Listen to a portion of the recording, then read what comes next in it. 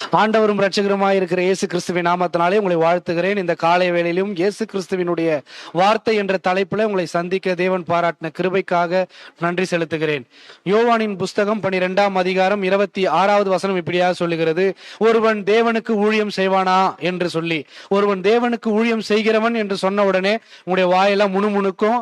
நீங்க உங்களுடைய நாவுகள்ல சொல்லுவீங்க, உடனே பிதாவானவர் கனம் பண்ணுவார் என்று சொல்லி. ஆனா வேத வசனம் தெளிவாய் இப்படியாய் சொல்லுகிறது, ஒருவன் எனக்கு ஊழியம் செய்கிறவனானால் என்னை பின்பற்ற கடவன் என்று சொல்லி, நான் எங்கே இருக்கிறேனோ அங்கே என் ஊழியக்காரனும் இருப்பான் என்று சொல்லி, ஒருவன் எனக்கு ஊழியம் செய்தால் அவனை பிதாவானவர் கனம் பண்ணுவார் என்று. இதுல 3 விதமான காரியங்களை சொல்லுகிறது.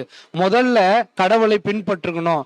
நமக்கு முன்னோடியாய் இருக்கிற இயேசு கிறிஸ்து அவருடைய வழிகளிலே பவுல் இப்படியாய் சொல்லுகிறார், அவருடைய அச்சு அடையாளங்களை நான் தரித்து கொண்டிருக்கிறேன், அவருடைய பாத சுவடுகளை நான் ஏற்றுக்கொண்டிருக்கிறேன், அவருடைய பாத சுவடுகளின் வழியா நான் கடந்து போகிறேன் சொல்லி. இன்னைக்கு நிறைய ஊழியங்கள்ல தடையா இருக்கிறது பணம், அவங்களுடைய உடல் ரீதியான பலவீனம், அவங்களுடைய குடும்ப சூழ்நிலை. இப்படி பல ஊழியர்கள் முன்னதாக மறுபடியும் அந்த ஊழியத்துல நிலைச்சு நிக்காம இருக்கிறத நம்ம பார்க்கிறோம். அதெல்லாம் ஏன் அப்படின்னா, கிறிஸ்துவை பின்பற்றுகிற ஒரு நோக்கம் உண்டாகணும். வேதம் சொல்லுகிறது, அவர் நமக்கு ஆசாரியராக மெய்ப்பராக இருக்கிறதுனால, குருவாக இருக்கிறதுனால நாம் அவருக்கு சீஷரா இருக்கிறோம்.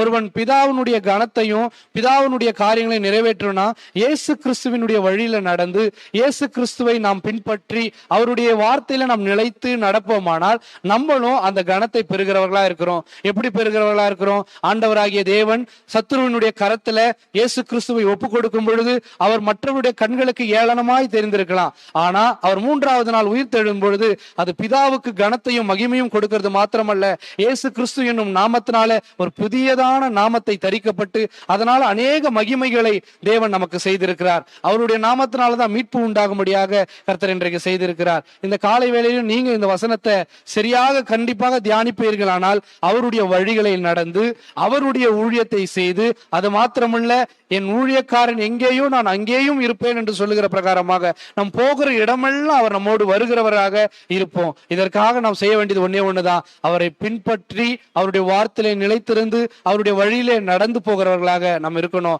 கிறிஸ்துவினுடைய அச்சு அடையாளங்கள் நம்மளே தெரியணும். வேத வசனம் இப்படியாய் சொல்லுகிறது, நீங்களே வாசிக்கக்கூடிய ஒரு நிருபங்களாய் இருக்கிறீங்க என்று சொல்லி நம்மை அநேகர் வாசித்துக் கொண்டிருக்கிறாங்க.